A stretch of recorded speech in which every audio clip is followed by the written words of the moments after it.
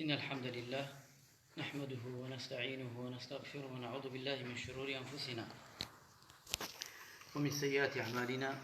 من يهدي الله فلا مضل له ومن يضلل فلا هادي له. أشهد أن لا إله إلا الله وحده لا شريك له وأشهد أن محمدا عبده ورسوله. يا أيها الذين آمنوا اتقوا الله وقولوا قولا سديدا يصلح لكم أعمالكم ويغفر لكم ذنوبكم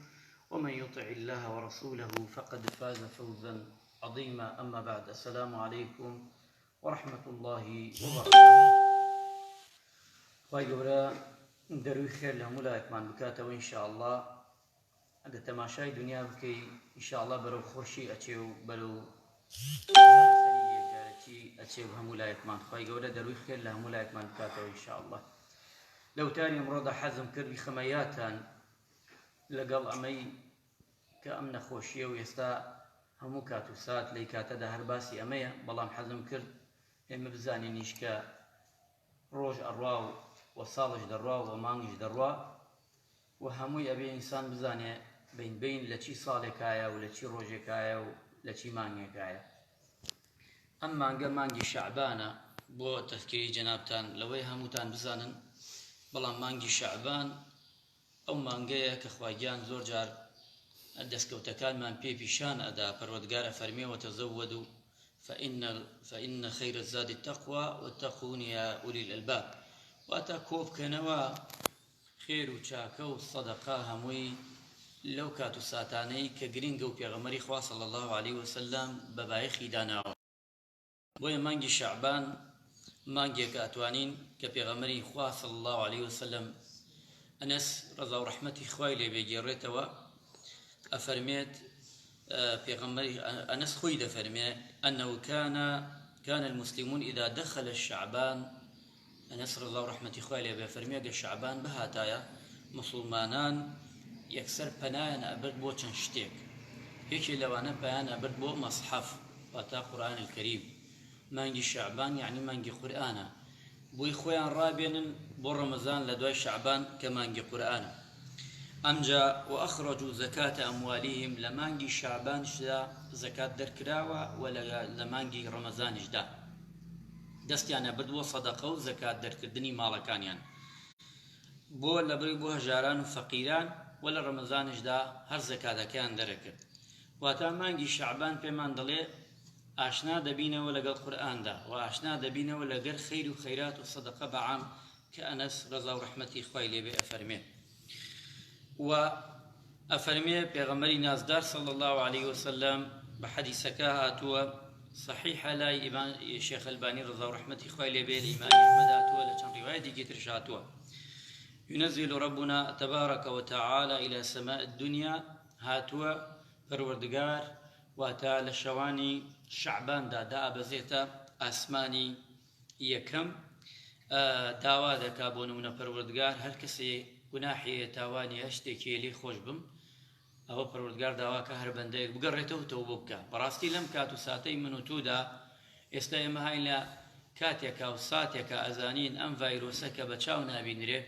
ئەم ڤایرۆسە سێرەکەی نەک بە چاو بەڵکووانەی کە مختصن لە ئیشەکانشا سێرەکەی لێی تۆقین لێ ترساون. ئێستا کاتی ئەوەیە بەڕاستی ئەم نەخۆشیە فێری کردین دەرسی زۆری تایە کە لەوانە گەڕانەوە بۆ لای خوا عەزەمەتی خوا مامە دەرەکەوێ. هیچ قووەتێک نییە لەسەر دنیا و ئاسمان و کرەی زەویدا لە مەخلوقاتا بتوانێ تەحەدای قووەتی خوا بکە.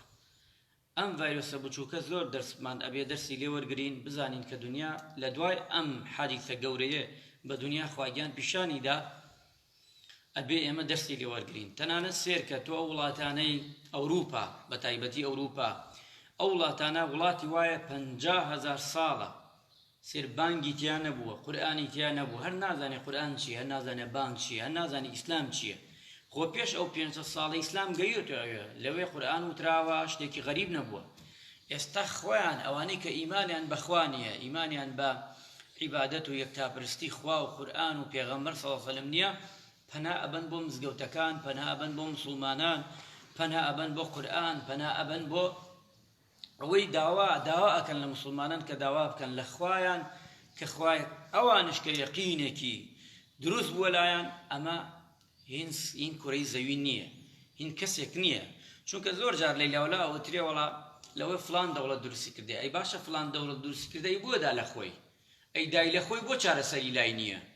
ئەی بۆ ناتوانێت کت و پڕ یەکسەر چارەسەری بۆ دانا بۆی نێتە وڵاتەکەیەوە بۆیە ئەبێ ئێمە بزانین لەم کات و ساتەدا ئەوەیە کە ئینسان تەوبە بکە و پەشیمان بێتەوە بگەڕێتەوە بەلای خوا وەم وەک لەم حەدیسە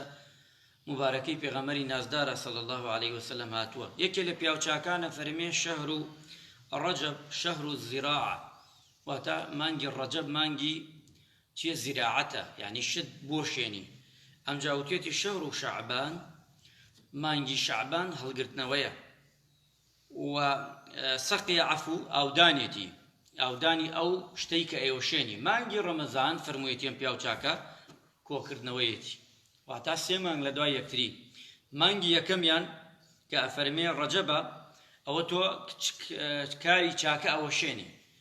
بەڵام لە شەعباندا چیەکەی هەوڵەدەی ئەو چاکەت نەفەوتێ دەستی پێوە ئەگری بۆی نەفەوتێ وە لە ڕەمەزان جا کۆی دەکەیتەوە ئەم پیاوچاکەوە ئافەرمێ کەواتە هانمانەدا بۆ ئەم مانگانە ئەمە لە خێر و بەرەکەتا بیبینە سەر بۆ ئەوەیە ئینسان بتوانێت قیامەتی خۆی مسۆگەرکە پێغەمبەری نازدار صلی الله عليه وسلم لیان پرسیوە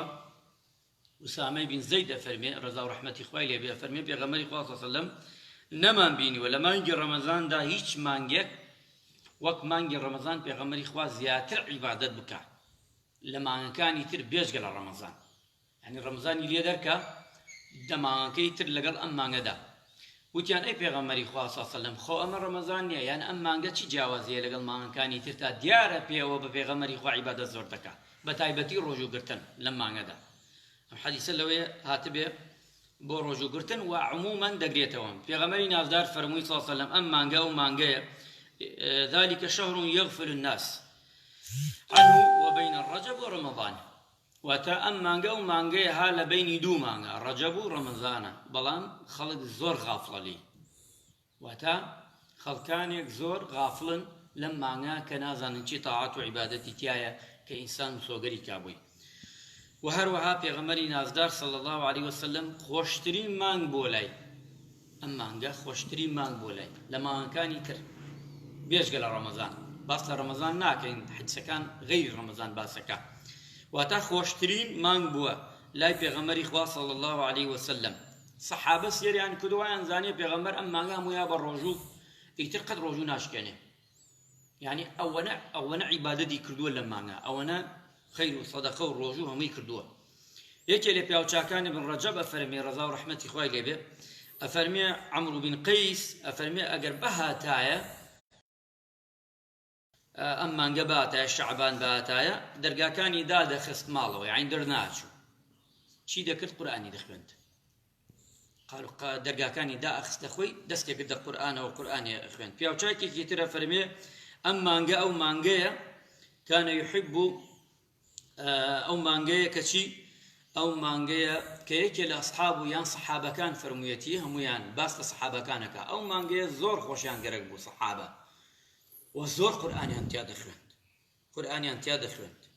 و ئەفەرمێ پیاوچاکێکی تر ابن ڕەجەب زیاتر خەولەکان لەو کتابە هاتووە لە ابن ڕەجەبەوە گێڕاوەتەوە ئەفەرمێ ئەم مانگە و مانگە بووە زۆر جا سەحابەی چی نەبووە سێرەکەی دەنکە خورمایەکی بووە بەڵام لەگەڵای سێرەکەی ڕۆژی کردووە واتە چاکە و چاکەکاری کردووە ئەمانە گرنگە عەزیزان خۆشەویستان ئەم مانگە توانین بڵێین بە عام حەدیسەکانی پێغەمبەر لە ئاەتەکانی خوای گەورە بۆمان دەرخا مانگی چاکەیە چاکەکردن این چاکە ئەوەیە کە تۆیەکی هەژارە نەدارە لێ قەوما توانە ئەوەشی سە تۆ باشترین چاکە و چاکەیە کە حکومەت موچەی خەڵک بدە باشترین چاکە خۆ نەکەوە نەبی کاتە منت بەسەرتەوە دوای 50 ڕۆژ دوای 60 ڕۆژ ئەسڵەوەی پێغەمبەری خوا فەرمی عەلەیهی سەڵات وەسەلام هەر کەسێک کارێکی بۆ کردی ئیشێکی بۆ کردی مەیل لە عەرەقەکەی وشکۆ بێ ئەجرەکەی بدە تۆ سێرەکەی مانگی دوانزەت پێدا جارێ مانگی سێیە ئێمان لەبانەوە شوازانێت تۆ مەغدووری بەڵکو لەگەڵ ئەمەشدا ئێمە نابێ سێرەوە بکەین بەڵکو ئەبێ ئێمە هەژاران و لێ قەومامان زۆرە هەمانە ڕۆژانە ئیشەکە 30 ڕۆژە ڕەبەق لە ماڵە ئیش ناکە ڕۆژانە ئەچێ لقمەی ژیانی خۆی دەرەکا و دەگەڕێتەوە ئەوانە بەڕاستی ئەبێ ئێمە بگەڕین بە دوای ئەوانەش کەمن شەرت نییە گشتی بێ کۆمەڵی خەڵکی کەمن فەقیرن دەرج ناکەون ئەبێ خۆت بیدۆزکە بۆی دەستی پێوە بگری ئامین ئامین والحەمدولله رب العالمین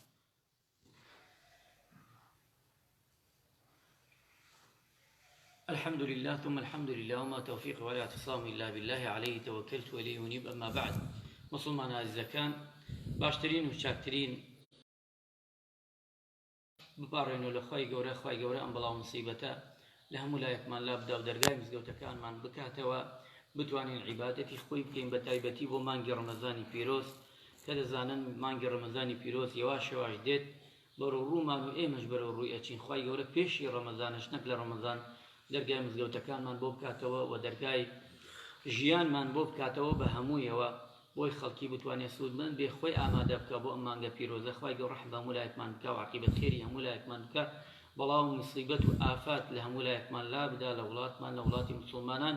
یا ڕەبی خوایە ئەوەی کە داوای دوعای خێری کردو، ئەوەی کەوا هەر کێشە و گرفت و مشکلەیەک